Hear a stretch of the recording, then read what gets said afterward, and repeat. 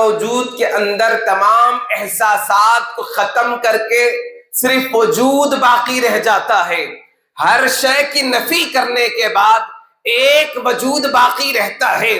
تمام احساسات کو چھوڑ دینے کے بعد اپنا ہونا چھوڑ دینا، اپنا نفس چھوڑ دینا، خود کے ہونے کو جب ختم کر دو گے پھر وہ اس بات کی گواہی ہوگی لا موجود کوئی موجود نہیں ہے الا اللہ مگر اللہ کے سوا۔ اس وجود کے ساتھ جس لمحے میں ہم سفر کر رہے ہیں یہ سفر لمحے موجود کا ہے۔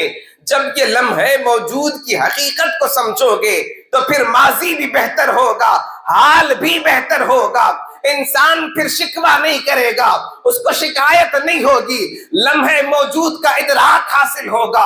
پھر وہ لمحے موجود میں اس بات کی وادی میں سفر کر کر کہے گا مولا سب کچھ تو ہی تو ہے، لا موجود الا اللہ۔ روحانی بیماری روح جب متاثر ہوتی ہے تو یہ کیا ہے، اس کا علاج کیا ہے؟ تو پھر مرشد کامل کی بارگاہ میں جب آتے ہیں، روح جب متاثر ہوتی ہے، روح بیمار ہو جاتی ہے، پھر پیر کامل کی نگاہ پڑتی ہے تو پھر جو روح بیمار ہے اس روح کو غذا پہنچائی جاتی ہے، وہ ذکر اللہ کے ذریعے پہنچائی جاتی ہے، اللہ کی یاد سے پہنچائی جاتی ہے، اللہ کی محبت میں تڑپنا سکھایا جاتا ہے۔ تصوف میں اور وحدت الوجود اور وحدت الشہود کے اندر اس کے اندر بہت گہرائی دی گئی ہے بیان کر کر کہ سوال ہے انسان کا میں کون ہوں، میں کیوں آیا؟ تو جواب یہ بنتا ہے میری اصل یہ ہے کہ نہ میں آیا ہوں نہ لایا گیا ہوں، نہ میں آیا ہوں نہ لایا گیا ہوں، حرف کن ہے فرما دیا گیا ہوں۔ یہ وہ احساسات کے ساتھ جب سفر کرتا ہے اس کے دل میں خیال آتا ہے نہ میں آیا ہوں نہ لایا گیا ہوں۔ مختصر جائزہ ہوگا، اور زمانے قدیم سے لے کر آج تک یہ سوالات اٹھتے آئے ہیں، جس کا جتنا وجدان رہا، جتنی گہرائی رہی، جتنی غوطہ زنی کیا اور پیر کامل کی صحبت کو پایا تو وہ اسرار و رموز اس پر کھلتے گئے، اور جتنی تحقیقات ہوئی ہے آج بھی اس کا کما حق حق ادا نہیں ہو سکا۔ وہ سوالات بھی آج ہماری گفتگو کا مختصر حصہ ہوں گے۔ حسب وعدہ آپ سے یہ تسلسل کلام تھا کہ ہم کلمہ طیبہ کے ذکر پر بات کرتے آئے ہیں، تو آج عارفانہ اس کی تفسیر سمجھتے ہیں۔ لا موجود الا اللہ یہ کیا ہے؟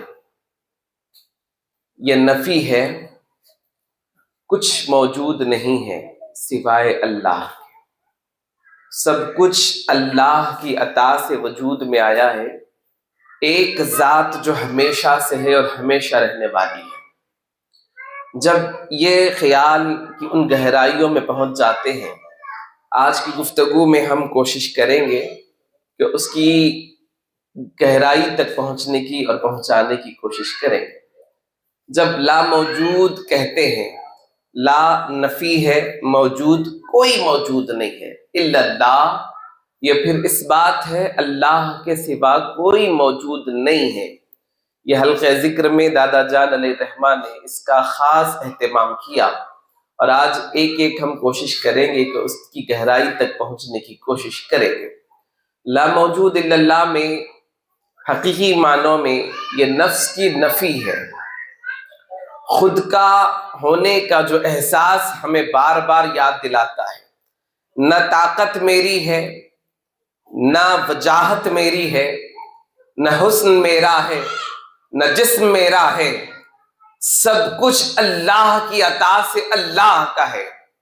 میں ہوں پروردگار کا، یہ سب کچھ اللہ کی عطا سے ہے۔ تو اللہ تبارک و تعالیٰ نے انسان کو وجود بخشا تو لا موجود کے اندر تمام احساسات کو ختم کر کے صرف وجود باقی رہ جاتا ہے۔ ہر شے کی نفی کرنے کے بعد ایک وجود باقی رہتا ہے۔ تمام احساسات کو چھوڑ دینے کے بعد اپنا ہونا چھوڑ دینا، اپنا نفس چھوڑ دینا، خود کے ہونے کو جب ختم کر دو گے پھر وہ اس بات کی گواہی ہوگی لا موجود کوئی موجود نہیں ہے الا اللہ مگر اللہ کے سوا کوئی موجود نہیں ہے۔ جب یہ احساس اس کے دل میں آتا ہے تو یہ اس کو احساس دلاتا ہے، یہ توجہ اس کو دلاتا ہے۔ آپ غور کریں گے لمحے موجود میں اس کو پہنچا دیتا ہے۔ جب یہ احساس اس کے اندر آتا ہے وہ لمحے موجود کے اندر اس کو پہنچا دیتا ہے۔ اب ہر ایک کا سوال ہے کب زندگی میں حالات بہتر ہوں گے، کب سکون میسر آئے گا، کب حالات بے چینی سے سکون کی طرف آئیں گے۔ مرشد کریم کی نگاہ پڑتی ہے، پیر کامل کی صحبت ملتی ہے، پھر اس کو وہ فیض عطا ہوتا ہے۔ پھر جب وہ احساسات کی وادیوں سے اس کو گزارا جاتا ہے تو پھر یہ اس کو پیغام دیا جاتا ہے لمحے موجود میں آ جانا ہوگا۔ پھر اچھا وقت کیا ہوگا؟ اچھا وقت کیا ہوگا؟ اچھا وقت یہ ہے کہ جب انسان لمحے موجود کے اندر رہتا ہے، یہ اس کا سب سے اچھا وقت ہے۔ تین زمانے ہیں، ایک زمانہ ماضی کا ہے جو گزر چکا ہے، اس کو کہتے ہیں پاسٹ، گزرا ہوا وقت۔ اب آنے والا وقت یہ مستقبل ہے، فیوچر ہے۔ کل کیا ہوگا یہ فیوچر ہے، آنے والے لمحات فیوچر کے ہیں۔ لمحے موجود یہ ہے جس وقت ہم موجود ہیں، یہ لمحے موجود ہے۔ اس وجود کے ساتھ جس لمحے میں ہم سفر کر رہے ہیں یہ سفر لمحے موجود کا ہے۔ جب یہ لمحے موجود کی حقیقت کو سمجھو گے تو پھر ماضی بھی بہتر ہوگا، حال بھی بہتر ہوگا۔ انسان پھر شکوہ نہیں کرے گا، اس کو شکایت نہیں ہوگی، لمحے موجود کا ادراک حاصل ہوگا۔ پھر وہ لمحے موجود میں اس بات کی وادی میں سفر کر کر کہے گا مولا سب کچھ تو ہی تو ہے، لا موجود الا اللہ، نہیں ہے کوئی موجود مولا تیرے سوا، مر پروردگار کی ذات موجود ہے۔ جب اس احساسات کے ساتھ سفر کرتے ہیں تو پھر اس کو اس وادی سے گزار دیا جاتا ہے کہ جب سب کچھ نہیں ہے، لمحے موجود باقی ہے۔ یہ لمحہ جب ہمیں سمجھ آتا ہے تو پھر زندگی سے شکوے، شکایتیں اور اپنی ناکامیوں کا رونا یہ سب کچھ ختم ہو جاتا ہے۔ اور آج یہ تصوف کی حقیقت کی وادی کا اہم حصہ ہے۔ یہ اہل ذکر کی محفل میں کیوں آتے ہیں، ذکر کیوں کرتے ہیں، اللہ تبارک و تعالیٰ کی قربت کی وادیوں کے کیوں مسافر بنتے ہیں، آپ غور کریں گے معلوم ہوگا اللہ تبارک و تعالیٰ نے اس جسم کو جو وجود بخشا ہے یہ مرکب ہے، جسم روح کے ساتھ مرکب ہے۔ جسم کو زمین کی چیزیں، مٹی، آگ، ہوا سے اللہ تبارک و تعالیٰ نے عناصر سے پیدا فرمایا۔ پھر اس جسم کی ترقی کے لیے، اس جسم کی بھوک مٹانے کے لیے، اس جسم کو فربا کرنے کے لیے، اس جسم کو طاقت پہنچانے کے لیے انسان مادی غذاؤں کا سہارا لیتا ہے، کھانا کھاتا ہے، پانی پیتا ہے۔ اللہ نے جو حلال کیا ہے وہ کھاتا پیتا ہے، جس سے اس کا جسم پھیلتا ہے، پھولتا ہے، جسم اپنی توانائی کے ساتھ اپنی ضرورتوں کو پورا کرتا ہے۔ یہ جسم کی غذا ہو گئی، یہ جسم ہو گیا۔ اب اس کے ساتھ اللہ نے اس کے ساتھ اس کا جوڑ بنایا ہے۔ اللہ تبارک و تعالی قرآن مجید میں فرماتا ہے وَنَفَخْتُ فِيهِ مِن رُوحِي، اللہ نے جو روح پھونکی ہے اپنی اس جسم کے اندر پھونکی ہے۔ فرشتوں سے کہا ہے کہ جب میں اس تخلیق کو مکمل کر دوں، میں بنا دوں مکمل، پھر تم سجدہ کرنا۔ اللہ نے روح پھونکی ہے، پھر یہ روح کی غذا کیا ہے؟ اب جسم کی غذا تو انسان توانائی مادی غذاؤں کے ذریعے پورا کر رہا ہے، تو پھر روح کی غذا کیسی حاصل کی جائے؟ اب بیماری روح کو لگ جاتی ہے، جسم بیمار ہوتا ہے تو پھر اس کے معائنے ہوتے ہیں، الگ الگ اس کے ٹیسٹ ہوتے ہیں، MRI، CT scan, blood test, سارے ٹیسٹوں کے ذریعے اس کی جسمانی بیماری کا پتہ لگایا جاتا ہے۔ لیکن روحانی بیماری، روح جب متاثر ہوتی ہے تو یہ کیا ہے، اس کا علاج کیا ہے؟ تو پھر مرشد کامل کی بارگاہ میں جب آتے ہیں، روح جب متاثر ہوتی ہے، روح بیمار ہو جاتی ہے، پھر پیر کامل کی نگاہ پڑتی ہے، تو پھر جو روح بیمار ہے اس روح کو غذا پہنچائی جاتی ہے، وہ ذکر اللہ کے ذریعے پہنچائی جاتی ہے، اللہ کی یاد سے پہنچائی جاتی ہے، اللہ کی محبت میں تڑپنا سکھایا جاتا ہے، اپنی ذات کو فنا کیسے کیا جائے یہ سکھایا جاتا ہے۔ جب انسان اپنے نفس کو فنا کر دیتا ہے، پھر یہ نفس اطمینان کی وادی میں پہنچتا ہے، حضوری قلب میں اطمینان قلب اس کو حاصل ہو جاتا ہے، پھر یہ نفس مطمئنہ بن جاتا ہے، پھر روح کی غذا مکمل جب ہوتی ہے تو پھر روح کو سکون میسر آ جاتا ہے۔ اس کی تمثیل سمجھتے ہیں، بچے کی پیدائش ہوتی ہے، وہ دنیا میں آتا ہے تو اس کو رونا ہوگا، رونا اس کی زندگی کا اعلان ہے۔ جب تک وہ نہیں روئے گا، اس کے رونے میں اگر سیکنڈز کی بھی دیری ہو جائے تو پھر طبی اعتبار سے اس کے لیے اب نارملٹیز کہی جاتی ہے۔ تو گویا وہ جس وادی سے ہو کے آیا ہے، عالم ارواح سے ماں کے پیٹ میں آیا، پھر عالم دنیا میں آیا، تو آیا تو وہ احساس کر رہا ہے کہ میں کون سی دنیا میں چلے آیا ہوں، میں کدھر آ گیا ہوں۔ تو اس کو پیغام دیا جاتا ہے، کانوں میں اذان دے کر اللہ اکبر کی صدائیں دی جاتی ہے، پھر اس کو سکون آ جاتا ہے، اس کو راحت نصیب ہو جاتی ہے، پھر اس کے بعد وہ فروانی کے ساتھ زندگی کے ان گوشوں سے گزرتا ہوا جب ایک مقام کو پہنچتا ہے تو پھر اس کے ذہن میں خیال آتے ہیں، جو سوالات میں آپ کو بتانا چاہ رہا تھا کہ یہ وہ معاملات ہیں تصوف میں اور وحدت الوجود اور وحدت الشہود کے اندر، اس کے اندر بہت گہرائی دی گئی ہے بیان کر کر کہ سوال ہے انسان کا، میں کون ہوں، میں کیوں آیا؟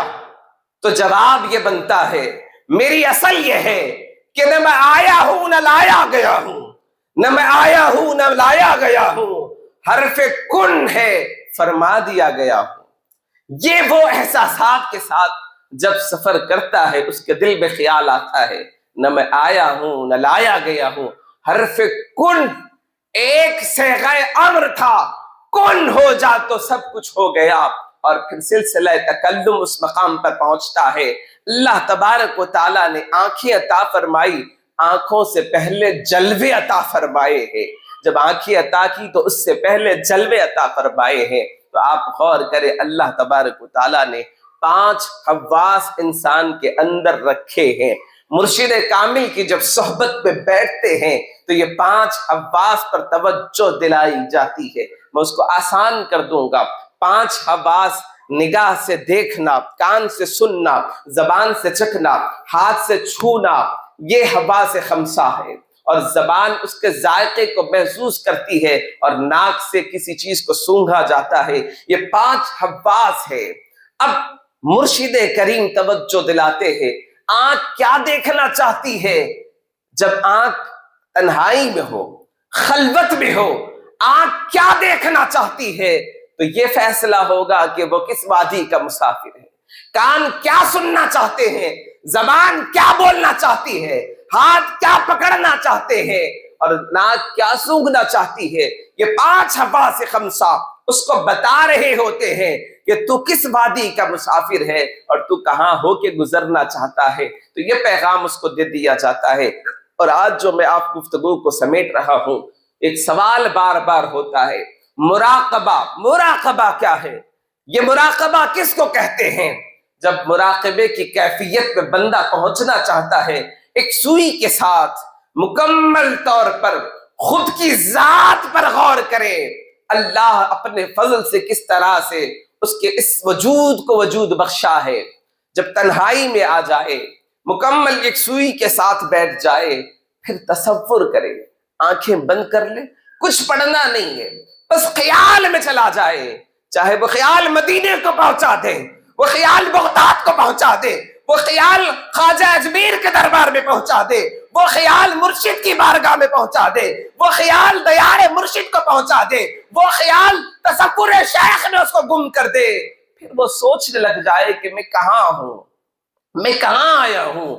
یہ خیال جب اس کے دل میں آتا ہے، 5 منٹ کر خود پر غور کریں گے تو پھر یہ مراقبہ میڈیٹیشن بنے گا، پھر اس مقام پر ہمیں پہنچا دے گا۔ کچھ پڑھنا نہیں ہے، بس خاموشی کے ساتھ خود پر توجہ دینا ہے۔ جب لمحہ موجود میں خود پر توجہ ہوتی ہے تو پھر لا موجود الا اللہ سمجھ آتا ہے، نہیں ہے مولا کچھ بھی تیرے سوا، تو ہی تو ہے، تو ہی تو موجود ہے۔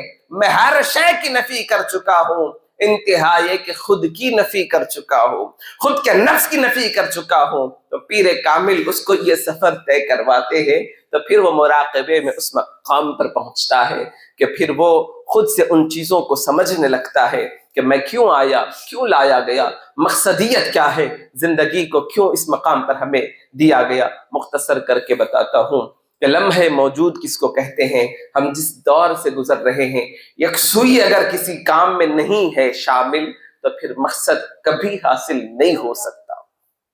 اور آج سوشل میڈیا کا زمانہ ہے، ریل اسکرول کرتے جا رہے ہیں، ہزاروں قسم کے مواد آپ کے سامنے ہیں، آپ اس سے کیا لینا چاہتے ہیں آپ کا دماغ اس کو ریڈ نہیں کر پاتا۔ ہزاروں قسم کی چیزیں آپ کے سامنے ہیں، اگر آپ کی یکسوئی نہیں ہے، جب مرشد کی بارگاہ میں ہو تو مکمل اطمینان کے ساتھ یکسوئی ضروری ہے۔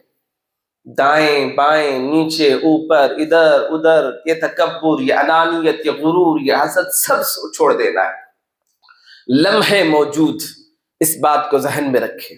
سرکار صلی اللہ تعالی علیہ وسلم بیان فرماتے ہیں، شعب الایمان کی حدیث پاک ہے، 5 چیزوں کو 5 چیزوں سے پہلے غنیمت جانے۔ یہ لمحے موجود کا درس حدیث ہمیں دے رہی ہے۔ آقا علیہ الصلوۃ والسلام فرماتے ہیں 5 چیزیں ہیں، 5 چیزوں کو 5 چیزوں سے پہلے غنیمت جان جانا۔ اب آپ اس کو کیسے سمجھیں گے؟ آسان لفظوں میں، جب تک انسان کو صحت ہے، بیمار ہونے سے پہلے اس کی قدر ہونی چاہیے۔ جب بیمار ہو جائیں گے تو پھر لمحے موجود سے آپ آگے نکل چکے ہیں، یعنی آپ بیمار ہو چکے ہیں تو پھر لمحے موجود سے آپ آگے نکل چکے ہیں۔ آقا فرماتے ہیں جب آپ کے پاس صحت ہے تو پھر قدر کر لیں اس کی، بیمار ہونے سے پہلے۔ جوانی ہے، توانائی ہے، طاقت ہے تو بڑھاپے سے قبل اس کی قدر کر لیں۔ جب بال سفیدی ہو نظر آنے لگے گی تو احساس ہوگا۔ حضرت سیدنا فاروق اعظم رضی اللہ تعالیٰ ایک باقاعدہ ایک آدمی کو ملازم رکھے ہیں، خلیفہ وقت ہے، اور ان کا کام کیا تھا؟ دروازے پر دستک دینا اور فرمانا کہ عمر موت کو نہیں بھولنا۔ صرف اتنا کام، دروازے پر دستک دینا، پھر اتنا کہنا کہ عمر موت کو نہیں بھولنا۔ خلیفہ وقت ہے، 22 لاکھ 23 لاکھ مربع میل پر حکمرانی چل رہی ہے، وہ فاروق اعظم ایک ملازم کو رکھتے ہیں، فرماتے ہیں دستک دینا دروازے پر، ایک جملہ کہنا، عمر موت کو نہیں بھولنا۔ اچانک ایک دن آپ نے ان کی ملازمت برخاست کر دی، انہوں نے پوچھا کہ کوئی گستاخی ہو گئی ہے یا کسی اور کو ملازمت پر رکھا ہے؟ حضرت سیدنا فاروق اعظم رضی اللہ تعالیٰ فرماتے ہیں اب داڑھی میں سفید بال نظر آنے لگے ہیں، اب یہ ہر بار احساس دلا رہا ہوگا عمر تو موت کے قریب جا رہا ہے، یہ احساس مجھے بے چین کر دے گا، اب مجھے کسی اور کے اشارے کی ضرورت نہیں، کوئی اور بتانے کی ضرورت نہیں۔ گویا زندگی میں بیماری سے پہلے اس کی قدر ہو جائے، بڑھاپے سے پہلے جوانی کی قدر ہو جائے، موت سے قبل زندگی کی قدر ہو جائے، اور تنگدستی آنے سے پہلے مال جو اللہ نے اپنے فضل سے عطا کیا ہے اس مال کو غنیمت جانے۔ یہ 5 چیزوں میں آقا علیہ الصلوۃ والسلام لمحے موجود کا درس دے رہے ہیں۔ تو حلقے ہم یہاں موجود ہے، کہیں آئیں بائیں شائیں یہ نہیں۔ اگر آپ روح کو تازہ کرنا چاہتے ہیں، روح کو اس کی غذا دینا چاہتے ہیں، بیمار روح کو غذا فراہم کرنا چاہتے ہیں، تو پھر اطمینان کے ساتھ، یکسوئی کے ساتھ ہر ایک جملے کو دل کے کانوں سے سن کر دل کی زبان سے بیان کرے تو پھر ایک کیفیت اس مقام پر آ جائے گی کہ میں کیوں آیا، کیوں لایا گیا۔ روح کو اس کا حقیقی مقصد سمجھ میں آئے گا تو پھر یہ روح اب جو عالم جسم کے اندر ہے پھر عالم برزخ میں ہوگی، پھر عالم محشر میں ہوگی، پھر عالم جنت میں ہوگی۔ روح کا جو اصل مقام ہے روح اللہ کے ذکر سے چین پاتی ہے، اللہ کے ذکر سے اس کو سکون ملتا ہے۔ تو یہ سلسلہ خانوادوں کا، یہ سلسلہ خانقاہی نظام کا، جہاں بندوں کو خدا سے جوڑنے کا پیغام دیا جاتا ہے، دلوں کو خدا کی طرف موڑنے کا کام کیا جاتا ہے، اور ایسی عشق کی وادی میں اس کو پہنچا دیا جاتا ہے، تو آپ سمجھے لا موجود الا اللہ، نہیں ہے کوئی موجود مگر اللہ تیرے سوا، کوئی موجود نہیں۔ اب آپ اس کو سمجھے، ایک کمرے میں چراغ جل رہی تھی، روشنی اس چراغ کی چھت کو بھی آ رہی ہے، دیواروں کو بھی آ رہی ہے، پورے کمرے کو روشن کر دی ہے۔ نہ دیوار یہ سمجھے گی کہ روشنی میری وجہ سے ہے، نہ چھت یہ کہہ سکتا ہے کہ روشنی میری وجہ سے ہے۔ چراغ بجھ جائے تو پھر روشنی سے اندھیرے کا سفر ہوگا۔ تو گویا یہ احساس کے ساتھ سب کچھ مولا کی عطا سے ہے، یہ کائنات کا نظام اللہ کے حکم سے چل رہا ہے، ایک لمحہ بھر کا بھی اس کے دائرے سے باہر نہیں ہے، یہ سب کچھ نظام قدرت چل رہا ہے تو پروردگار کے حکم سے چل رہا ہے۔ ایک ایک ذکر جو یہاں ذکر جہری کروایا جاتا ہے، اس کے بہت سارے اسرار رموز سے میں نے کوشش کی کہ لا موجود الا اللہ سے ہم لمحے موجود تک کا سفر کریں، تو اس سے کیا ہوگا، ہمارا گزرا وقت بھی ہمیں احساس دلائے گا، ہم اس کے لیے اللہ کی بارگاہ میں شرمندگی کا احساس کر کر، آنسو ندامت کے بہا کر اس پر اللہ کی بارگاہ میں توبہ و استغفار کر سکتے ہیں، اور پھر لمحے موجود سے لمحے مستقبل آنے والا ہم اس کے لیے کمر بستہ ہو سکتے ہیں۔ تو اس ذکر کی محفل کو غنیمت جانے اور اللہ کا فضل دیکھیں، اتنے لوگ، اتنے پیر بھائی، اتنے مریدین کا سلسلہ ارادت ہونے کے باوجود اللہ نے جنہیں توفیق بخشی، آج وہی اس حلقے ذکر کے اندر موجود ہے۔ اس سے بڑھ کر اچھا وقت کیا چاہیے، اس سے بڑھ کر سکون والا وقت کیا چاہیے، اس سے بڑھ کر روح کی غذا کیا چاہیے۔ تو جسم اور روح یہ دو تعلق کے ساتھ ہے۔ اب آپ غور کریں، جب روح قبض سے انسری سے پرواز کر جاتی ہے تو پھر اس جسم کا کیا ہوگا؟ یہ جسم اس زمین کا ہے، اس دنیا کا ہے، تو یہیں رہ جائے گا، پھر روح عالم برزخ کو پہنچ جائے گی، جہاں اس کا اصل وطن اصلی ہے، وہاں وہ پہنچ جاتی ہے۔ الغرض یہ چند گزارشات آپ کے پاس ضروری تھے۔ ان سوالات کے ساتھ میں کون ہوں، اس کا جواب یہ ہے، نہ میں آیا ہوں نہ لایا گیا ہوں، حرف کن ہے فرمایا گیا ہوں۔ بس اس احساس کے ساتھ اپنے روح کی باریکیوں کو سمجھیں اور روح پر محنت کرے۔ انسان اپنے جسم کو باڈی بلڈنگ کے ذریعے مضبوط تو کر سکتا ہے، لیکن روح مضبوط نہیں ہو سکتی۔ روح مضبوط ہونا ہے تو اللہ والوں سے جڑنا ہوگا، ان کے دامن سے وابستہ ہونا ہوگا، اور خود کی انا کو فنا کرنا ہوگا، پھر بقا کا سفر آسان ہوگا۔ اللہ تعالیٰ سے دعا گو ہوں کہ مولا جو ہم نے کہا ہے، سنا ہے، مجھ سمیت سب کو عمل کی توفیق عطا فرما۔ مولا لا موجود الا اللہ کے اسرار رموز سے ہم سب کو واقفیت نصیب فرما۔